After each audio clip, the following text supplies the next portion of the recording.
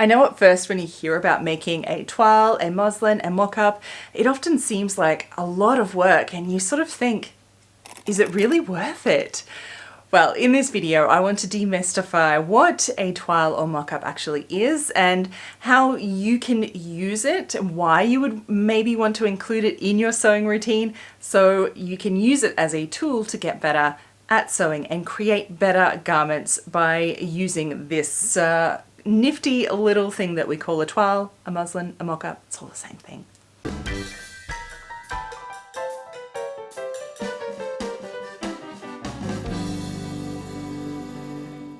Welcome back, my sewing friends. It is delightful to see you as always. If this is actually your first time here, welcome.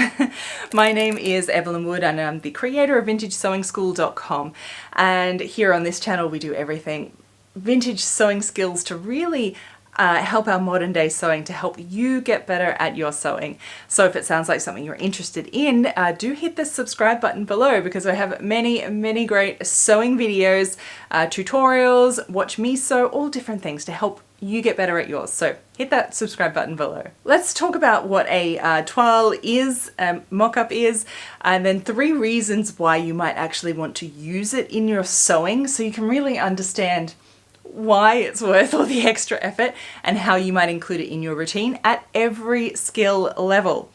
But first off, toile, mock-up, muslin, what's the difference? There is no difference. It's all the same thing. So the toile is the French name, and that's what I learnt when I was in fashion college, so that's what I call it.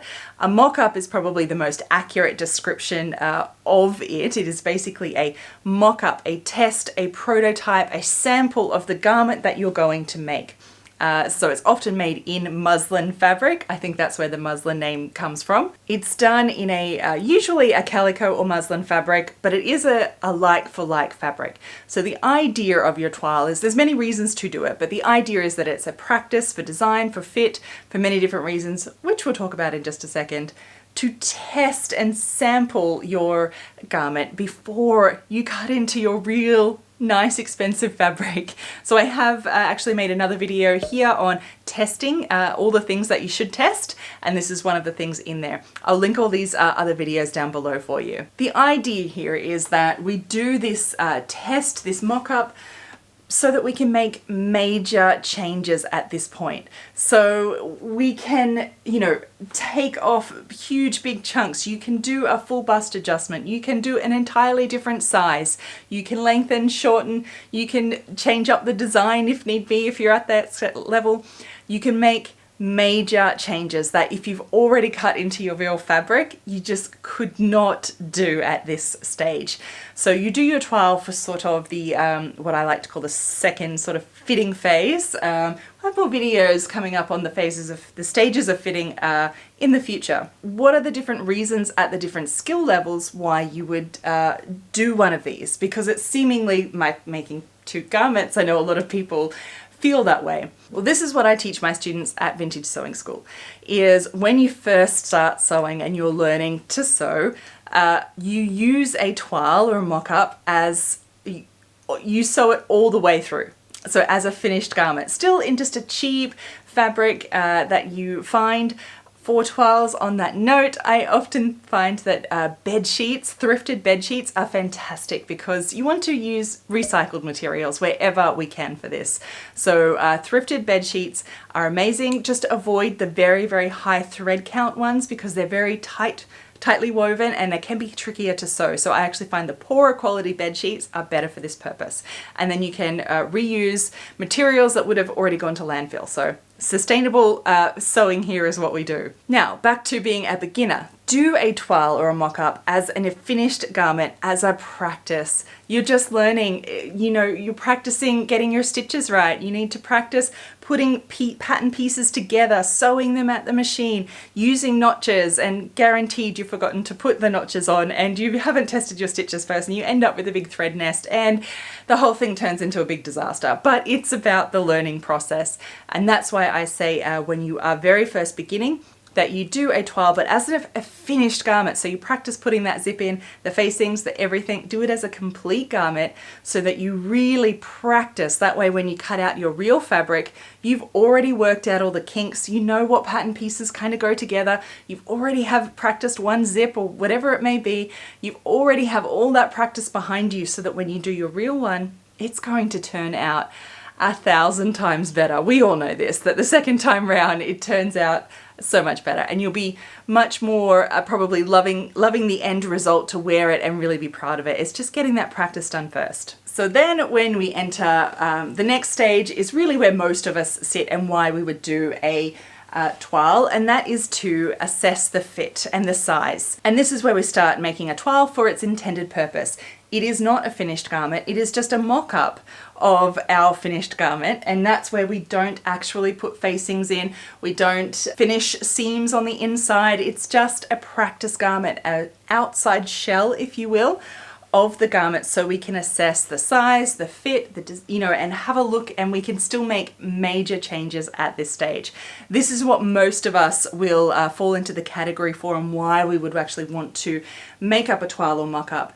I can't tell you the amount of times that I've made something up and found that it's a whole size too big or a whole size too small, or you've cut it too long or too short, or figured out that you need to make some major changes at this stage, that if you cut out your real fabric, oh, good golly gosh, it would have been a disaster. So we recently have made all these lessons in Vintage Sewing School, and my students can attest, and they've been saying the same thing. Thank goodness that I made a toile, a mock-up first, because it saved my real fabric. They've figured out what went wrong, why they didn't measure something here or there. It always happens. It's part of the sewing process.